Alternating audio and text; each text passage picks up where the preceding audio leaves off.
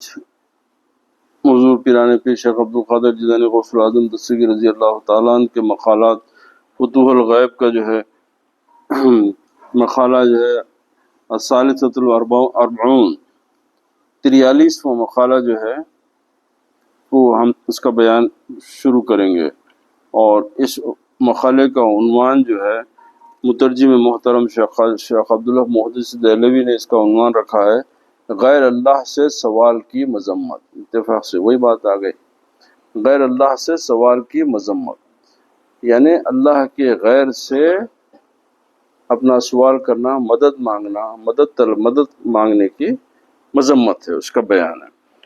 تو اب یہاں پہ کہا ہے کہ حضور غوث اعظم دستگیر رضی اللہ تعالیٰ نے فرمایا کہ مخلوق سے وہی سوال کرتا ہے جو خدا تعالیٰ سے بے خبر ہو۔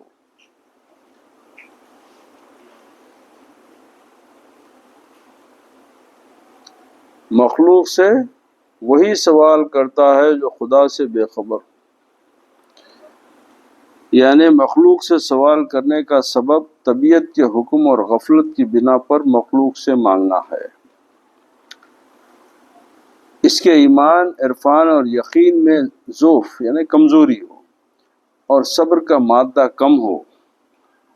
اگر اس کے ایمان، یقین اور عرفان میں قوت ہوتی اور صبر کرتا تو خدا تعالیٰ سے سوال کرتا، مخلوق سے سوال نہ کرتا، نہ ہی اضطراب و پریشانی کا اظہار کرتا، نہ اپنی پریشانی کا اظہار کرتا۔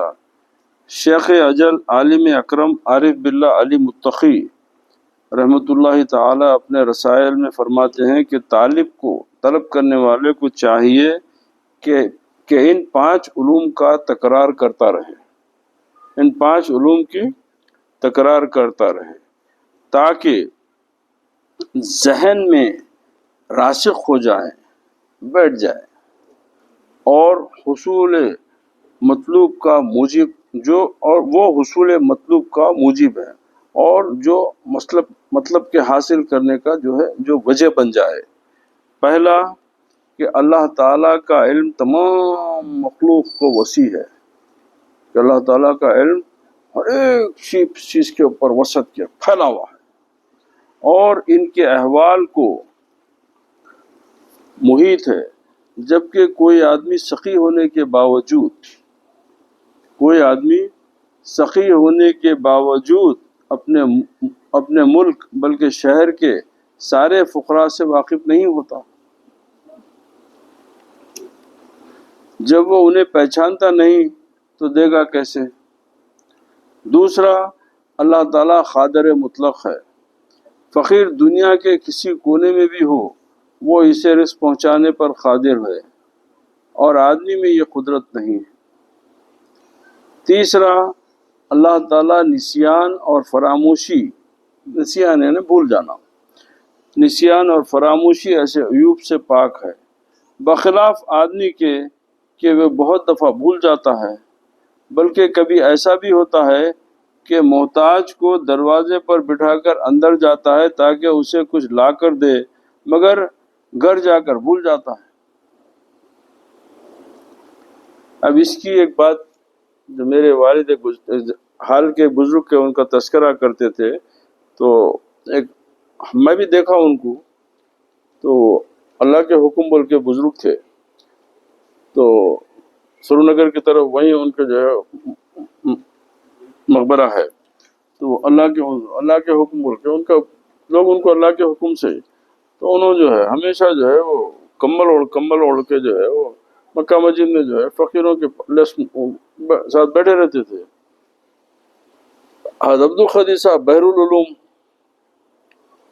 تو ان کی عبدالقادر صاحب کو انہوں بے ڈھنگے بولتے تھے، ان کو اللہ کے حکم بولتے، انہوں کو بولتے کہ بے ڈھنگے بول کے، بحر العلوم مفسر قرآن تھے، ان کو بے ڈھنگے بولتے تھے انہوں۔ تو ایک اس وقت جو ہے یہ اعظم پورے میں مسجد صحیفہ ہے نا، تو وہ جو صحیفہ جو ہے نیوز پیپر کو صحیفہ بولتے ہیں، یعنی اخبار کو صحیفہ بولتے، تو اس کے جو مالک تھے انہوں جو ہے عبدالخیر صدیقی صاحب کے پاس آیا جا کرتے تھے۔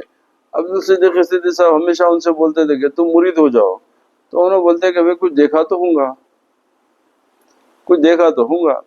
تو ایسی بات چیت چلی تھی کہ یہ اللہ کے حکم پہنچ گئے. اللہ کے حکم پہنچ گئے اور مطلب بولے کہ تو عبدالقادر صدیقی صاحب یہ اللہ کے حکم سے بولے کہ اللہ کے حکم میں اس کو بورو مرید ہو جاؤ. تو انہیں بولتا کہ جو ہے کچھ دیکھے تو ہوتا ہوں. تو انہوں نے دیکھ کے بولے کہ کمدر پہ کیا دیکھتا، برداشت کرتا، برداشت کرنے کی ہمت ہے تیرے میں؟ تو ہاں جا وضو کر کے آ بولے.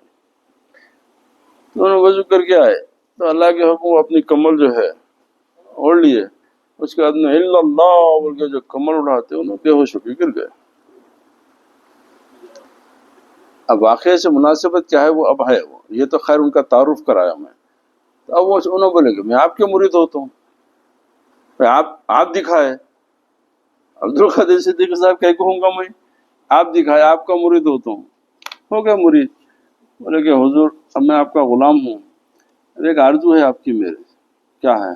آپ خدا کے واسطے وہ فقیروں کے لائن میں کھڑے رہ کے بھیک نکو مانگو.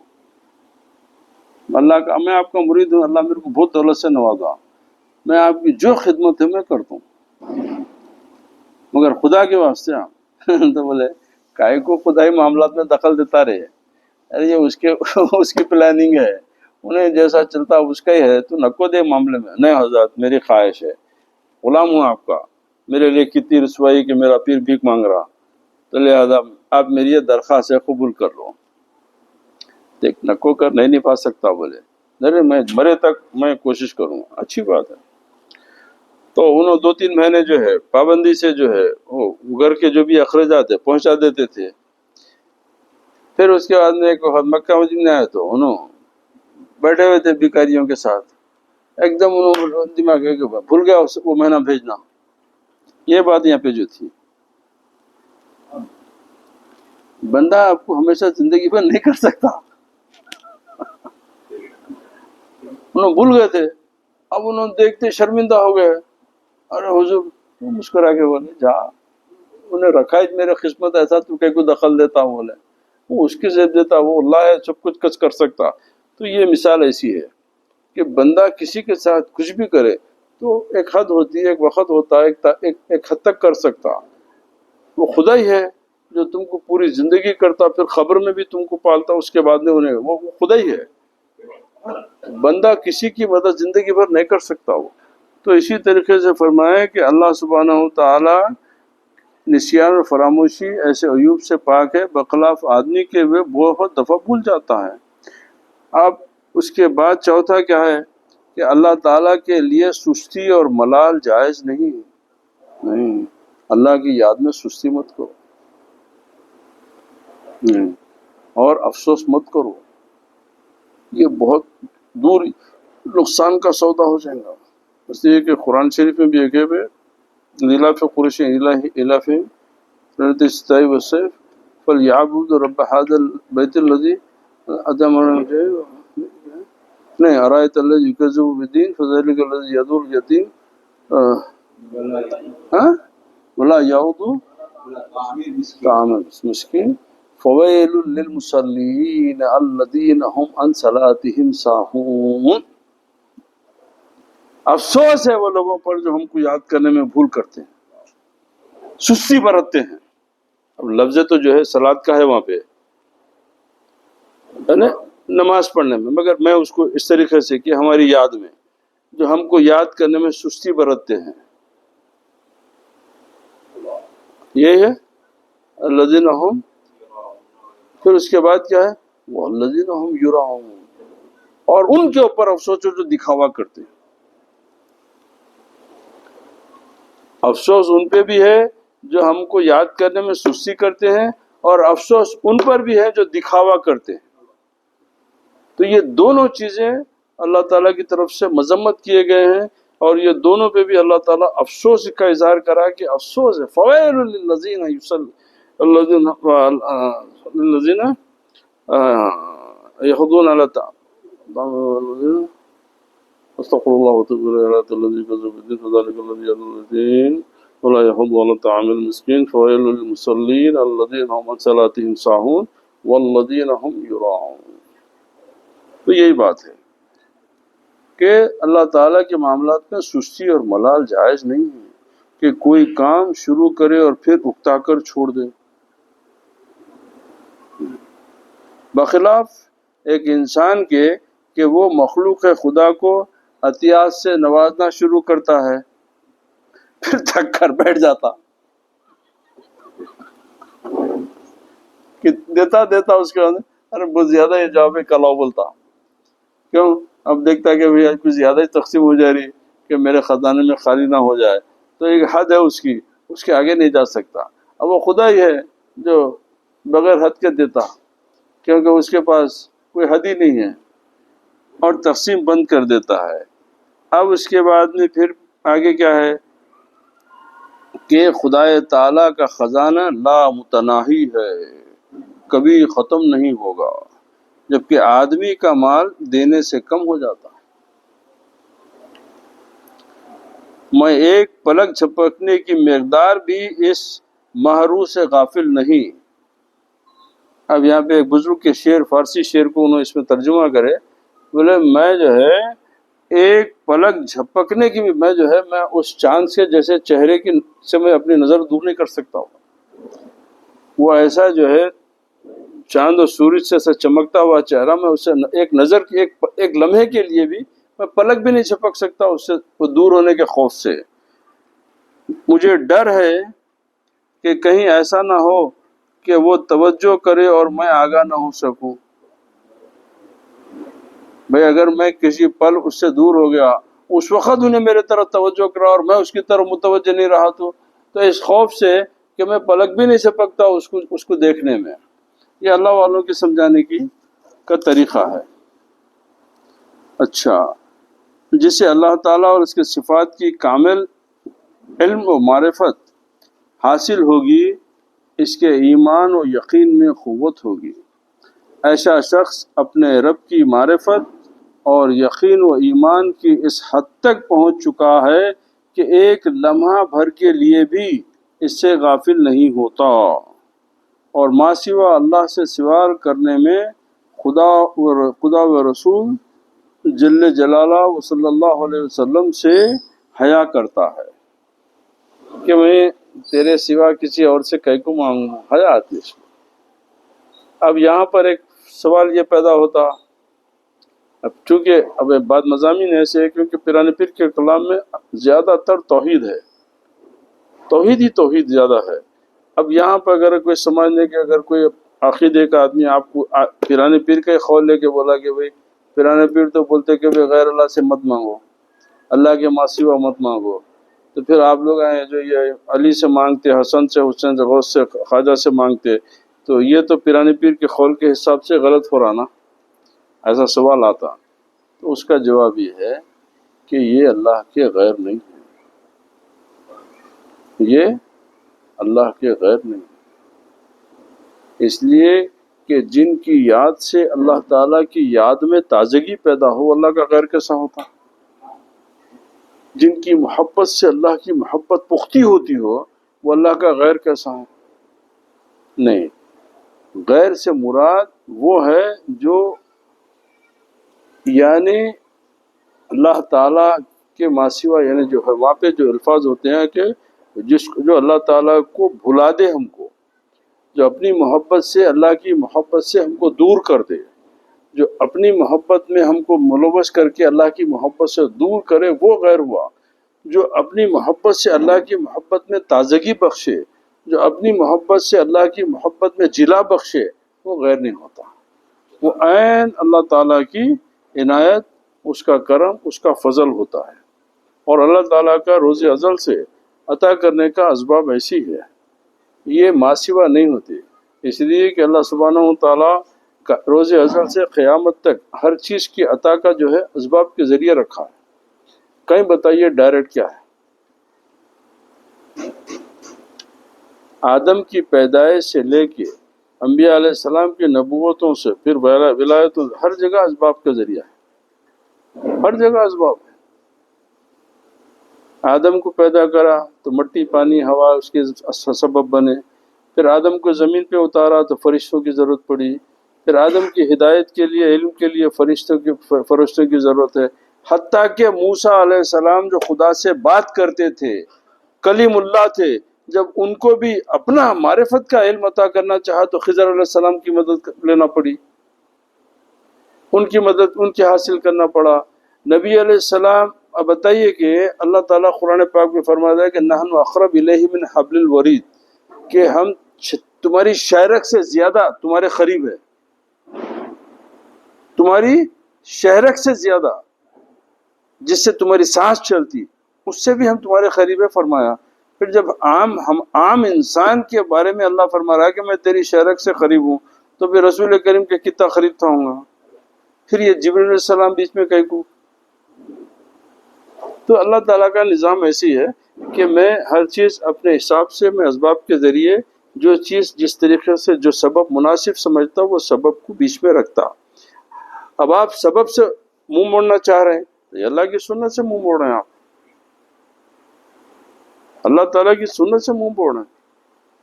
کیونکہ ابھی جب چونکہ واقعہ یہ خیر مقالہ تو آج اللہ کے کرم سے اسی ایک ہی مقالہ تو ختم ہو گیا، مگر دیکھیے کہ اللہ تعالیٰ کے جو مولانا روم رضی اللہ تعالیٰ نے اپنے واقعات میں مثنوی شریف میں ایک واقعہ لکھے کہ ایک بزرگ تھے کہ سبب کیسا ہوتا۔ اب امام الصوفیہ ہے مولانا، اور انہوں نے یہ فرما دے کہ میں یہ قرآن شریف کو فارسی زبان میں لکھ رہا ہوں، بولے مثنوی شریف جو ان کی مثنوی ہے اس کو لکھے کہ مثنوی مولوی اصل قرآن در زبان پہلوی، بولے یہ قرآن ہے جو فارسی زبان میں لکھا، بولے اتنا بڑا دعویٰ کرے انہوں نے اپنی کتاب کے بارے میں۔ اب اس میں ایک واقعہ کو لکھے کہ ایک بزرگ جو ہے اللہ والے بزرگ نیک اللہ کے ولی تھے، انتقال کا وقت قریب آ گیا تو 400 دینار کے قرض دار تھے انہوں، تو قرض داروں کو پتہ چلا کہ انہوں حالت بالکل اب تب پہ ہے، تو وہ قرضہ وصول کرنے کے لیے پہنچ گئے ان کے پاس۔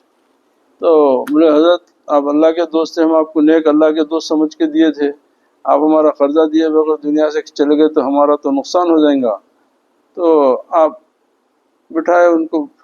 تو باہر ایک لڑکا جو ہے آواز دیا کہ بھئی حلوہ لو حلوہ بول کے، تو تھالے میں حلوہ رکھ کے بیچنے کی آواز دیا، تو بلائے اندر، بولے کتنے کا حلوہ ہے؟ تو بولے کہ 2 دینار کا۔ تو بولے کہ رکھ دو۔ وہ لوگوں سے بولے بھائی آپ حلوہ تو کھا لو آپ لوگ۔ ارے آپ حلوہ تو کھا لو، بولو حلوہ کھا لیے۔ تب اس کے بعد میں وہ حلوے کا بچہ 2 روپے 2 دینار کا تقاضا کرا، تو بزرگ بولے کہ دعا کر، بولے ہاں۔ اب انہیں رونے پلانے لگا، انہوں نے بولا حضرت میرا مالک میرے کو بہت ماریں گا، میرے کو بہت میرے پہ ظلم کریں گا، آپ وہ لوگ بولے حضرت پہلے ہمارا قرضہ تھا، اوپر سے آپ ہمارے کو ادھار کا حلوہ کھلا دیا۔ تو اب وہ بچہ رو رہا۔ تھوڑی دیر میں دروازے پہ کھٹکا ہوا، تو یہ فلاں صاحب کا گھر ہے؟ تو بولے ہاں۔ تو بولے کہ حضرت وہ فلاں صاحب میرے کو بھیجے، یہ 402 دینار آپ کی نظر، 402 دینار۔ اب وہ قرضہ لینے والوں کے ہوش اڑ گئے، انہوں نے بولے کہ بھائی 400 دینار ہمارے تھے، 2 دینار حلوے کے، پورے 402 دینار کیسا ہے؟ اب وہ لوگ وہ چھوڑ دے کے ان کے پیر پکڑ کے بولے حضرت یہ راز بتاؤ۔ تو بولے اللہ تعالیٰ سے دعا کرا مولا زندگی بھر تیری یاد گزارے، اب یہ مرتے وقت میں یہ قرضہ میری جان پہ ہے مولا، تو اس سے چھٹکارا دلا دے۔ تو اللہ تعالیٰ میرے کو بولا کہ میری رحمت کے لیے ایک بچے کا رونا ضروری ہے، میری رحمت کے لیے آج کسی معصوم بچے کا رونا، تو میں اسی لیے اس کو بچے کو رلایا، ورنہ میرا کوئی مقصد نہیں تھا۔ تو اس طریقے سے اللہ تعالیٰ کا جو ہے اسباب جو ہے اس کے فضل، اس کے کرم ہمیشہ انبیاء علیہ السلام کے ہو، کسی واقعات میں ہو تو سبب سے ہے۔ تو اب یہ لوگ سبب کے ساتھ ہی غیر اللہ بنا دیتے، سبب کے ساتھ ہی غیر اللہ ہو جاتا ہے یہ۔ تو نہیں، یہ اللہ تعالیٰ کے اسباب ہے۔ اللہ تعالیٰ جو ہے دنیا کی کائنات سے رضے آج تک ہر چیز کو جو ہے سبب کے ذریعے تخلیق میں لاتا ہو۔ وآخر دعوانا الحمدللہ رب العالمین، والصلاة والسلام علی سید الانبیاء والمرسلین وعلی آلہ واصحابہ وعلی بیتہ الطیبین والطاہرین۔ المدد یا شیخ عبد القادر جیلانی یا غوث الاعظم دستگیر۔ اللہ تعالی ہم کو پیران پیر کے غلامی میں ان کے طریقے پہ چلنے کی، ان کی تعلیمات کی روشنی میں جینے کی، زندگی بسر کرنے کی توفیق عطا فرمائے۔ پروردگار غوث اعظم کی محبت ہماری دنیا، ہماری ہماری قبر، ہماری آخرت کا سامان بنا دے، اور انہی کی محبت میں اللہ ہم کو زندگی عطا کر، اور آخری وقت تک ان کی محبت ہمارے قلوب کا جو ہے سامان بن جائے۔ وآخر دعوانا الحمدللہ۔